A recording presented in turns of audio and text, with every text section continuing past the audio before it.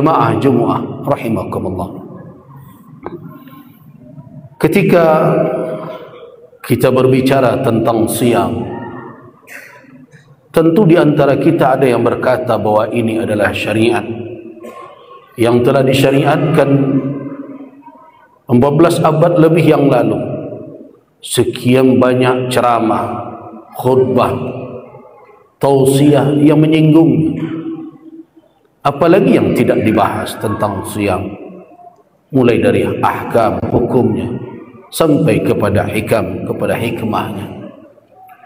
Tetapi wahai ibadallah, ketika kita membicarakan dari tahun ke tahun tentang puasa, sepertinya sampai hari ini kita terus mencari dan berusaha untuk menemukan di dalam kehidupan kita, di dalam fakta dan kenyataan, sebenarnya untuk apa amalan ini disyariatkan oleh Allah Subhanahu wa taala. Tidak bisa kita mengatakan bahwa amalan ini hanya diperintahkan hanya untuk dilakukan saja tanpa ada maksud dan tujuan apa-apa. Kalau kita baca kitab Al-Imam Al-Izz bin Abdussalam Sultan Al-Ulama, di dalam Al-Qawaid Al-Kubra, atau para ulama mengenal namanya adalah Qawaidul Ahkam fi Islahil Anam. Kemudian beliau simpulkan di dalam kitab Al-Qawaid As-Sughra. Di situ beliau merumuskan bahwa seluruh petunjuk syariat ini, seluruh beban-beban syarak ini tentu disyariatkan bukan untuk main-main. Tidak mungkin suatu amalan diperintahkan tanpa maksud dan tujuan.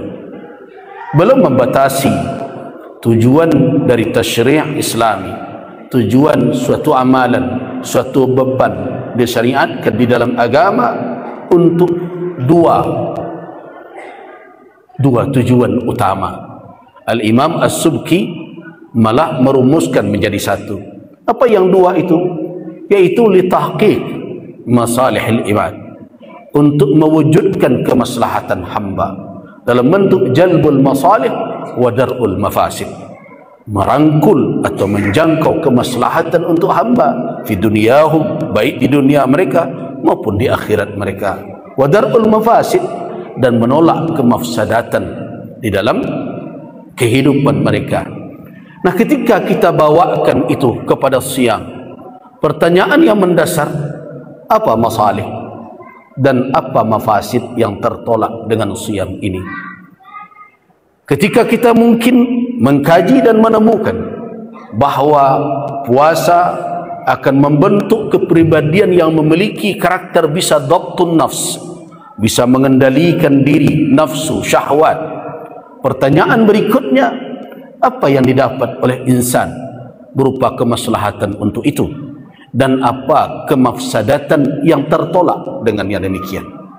Apakah kita hanya akan menjawab bahwa amalan ini telah dijanjikan oleh Rasul sallallahu alaihi wasallam, orang yang melakukannya mendapatkan maghfirah atas dosa-dosa yang lalu?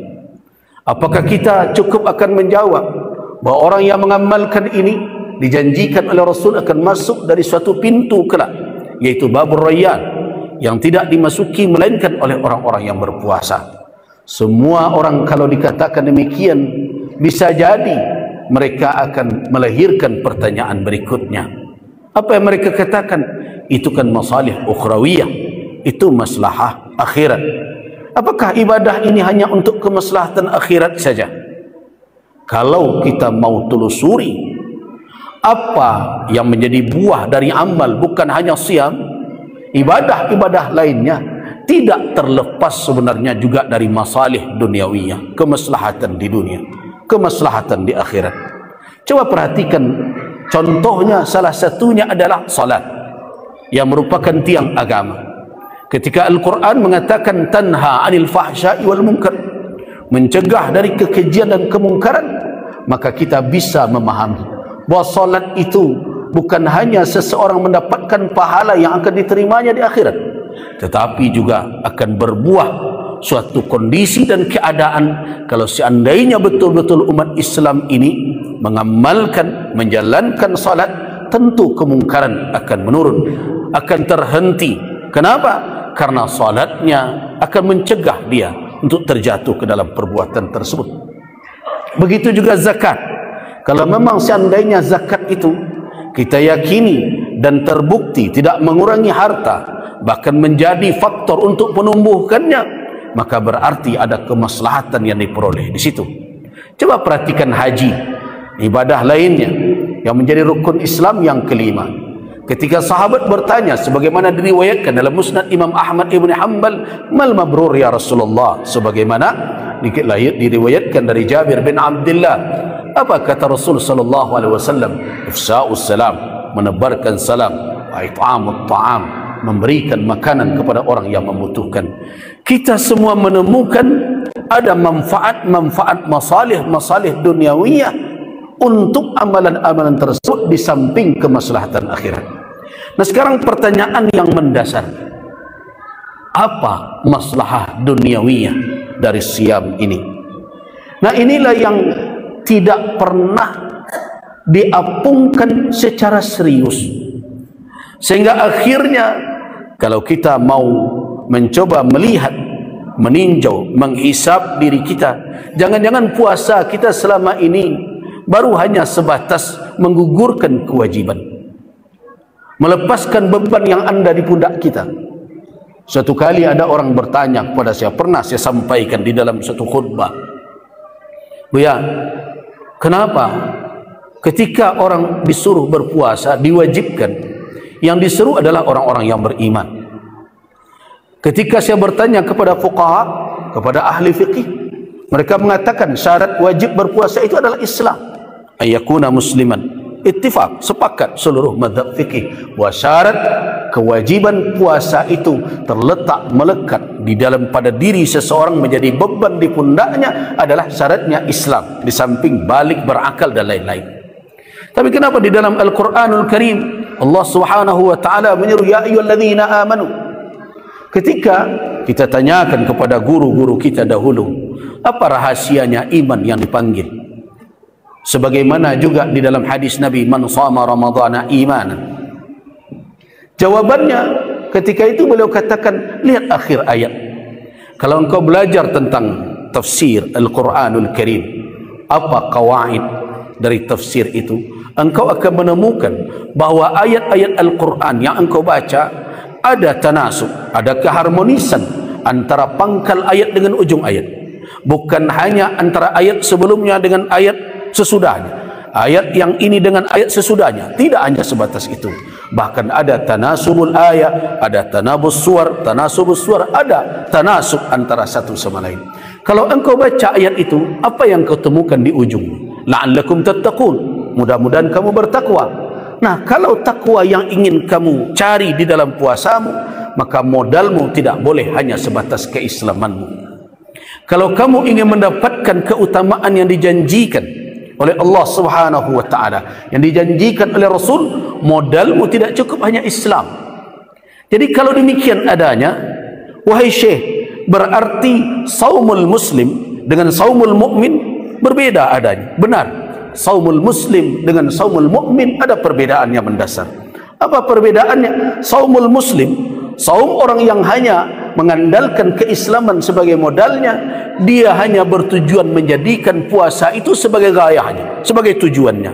Kalau dia telah tunaikan puasa, dia telah imsak dari semenjak tulu'il fajar, terbit fajar, sampai terbenam matahari, maka dia telah menggugurkan kewajibannya. Selesailah tugasnya, dia tidak punya hutang lagi. Itulah tujuan dari orang yang berpuasa karena dia sebagai muslim. Tetapi kalau berpuasa dia sebagai seorang mukmin, ya tatalla, dia tidak akan berhenti pada gugurnya kewajiban. Dia akan terus mencari apa yang bisa dia peroleh di sisi Allah Subhanahu wa taala, apa yang bisa dia wujudkan dari tujuan untuk apa syariat ini diperintahkan oleh Allah Subhanahu wa taala. Itulah saumul mukmin yang tidak menjadikan ibadah sebagai ghayah, sebagai tujuan. Ibadah hanyalah wasilah, jalan untuk mendapatkan apa yang dijanjikan oleh Allah Subhanahu wa taala. Yang paling utama di situ adalah ridhanya. Wahai kaum muslimin, bila demikian adanya, Pada khutbah singkat ini saya ingin mengajak kita semua, apakah tidak patut kita untuk merenung puasa kita ini dengan modal apakah? Masihkan hanya modal keislaman atau sudah kita tingkatkan dengan modal keimanan kita? Jawabannya tidak perlu dicari kepada orang lain. Lihatlah pada tahqiq, terwujud tidak tujuan dari puasa itu di dalam kehidupan kita. Barakallahu lakum fil Qur'anil Karim wa nafa'ani wa iyyakum ma fihi minal ayati wa dzikril hakim. Aqulu qawli hadza wa astaghfirullaha lakum innahu al-ghafurur rahim.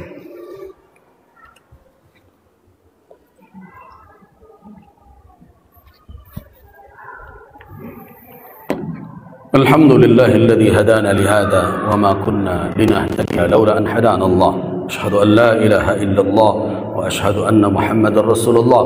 Allahumma salli wa sallim ala abdika wa rasulika wa habibika Muhammad ibn Abdullah wa ala alihi wa ashabihi wa mawalah, amma ba'du.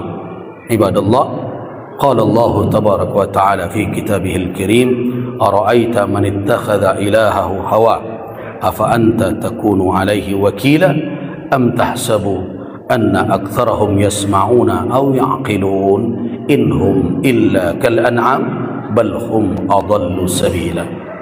Sadaqallahul azim. Ibadallah, di antara maqasid dari siam tadi di khutbah pertama saya katakan adalah bagaimana orang menempatkan hawa syahwatnya, nafsunya pada posisi yang tepat, tidak menjadikannya sebagai ilah, sebagai Tuhan yang dia perturutkan apa saja kemauannya, yang dia patuhi apa saja kehendaknya. Nah, pertanyaan yang mendasar, apakah setelah siam 1 bulan hawa sudah menjadi sesuatu yang berada dalam kendali kita, atau jangan-jangan kita yang masih dikendalikan oleh hawa nafsu, oleh syahwat dan berbagai macam? Wahai kaum muslimin, apa alamatnya, tandanya? Di dalam firman Allah suratul Furqan yang saya bacakan sebentar ini, ayat 43 dan 44, Allah subhanahu wa ta'ala mengingatkan bahaya ketika hawa nafsu menjadi ikutan, dijadikan sebagai ilah yang diperturutkan saja permintaan dan kehendaknya. Apa bahayanya? Dia membuat non-aktif potensi timbangan kita di dalam hidup. Di orang yang memperturutkan hawa nafsu adalah orang yang tidak punya timbangan di dalam kehidupan, tidak punya timbangan untuk memilih mana yang terbaik, tidak punya timbangan untuk menempatkan diri pada posisi yang tepat, tidak punya timbangan di dalam hidup ini. Orang yang kehilangan pedoman. Kenapa demikian?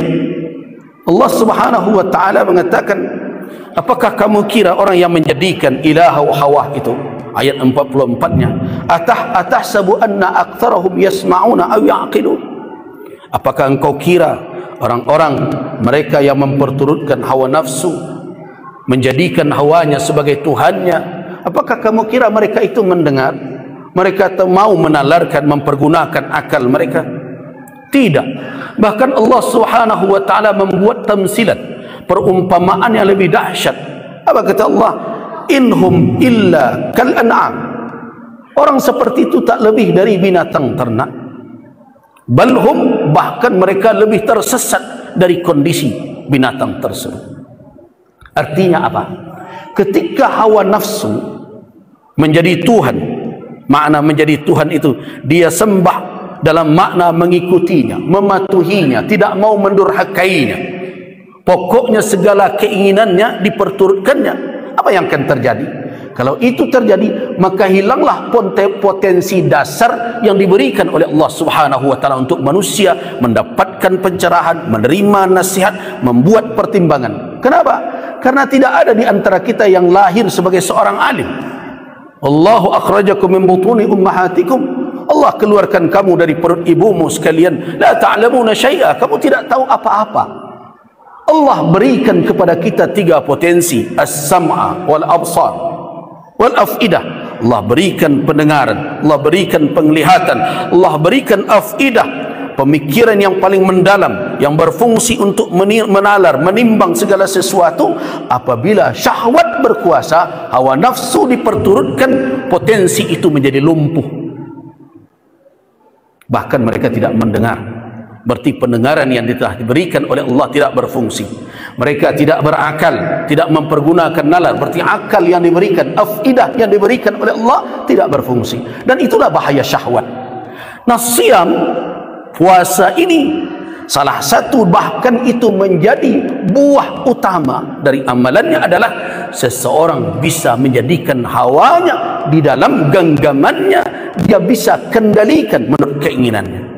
Tapi kalau setelah Ramadan berlalu masih dia juga yang dikendalikan oleh syahwatnya, maka tidak ada salahnya kalau kita yang demikian berani menilai, mencela diri sendiri bahwa kita gagal dalam menjalankan tuntunan Allah Subhanahu wa taala sebagai seorang mukmin. Bisa jadi sebagai seorang muslim kewajiban kita telah gugur, tapi sebagai seorang mukmin dapatkah kita apa yang dijanjikan oleh Allah? Jauh, hayhat. Na'udzubillahi min dzalik. Cobalah renungkan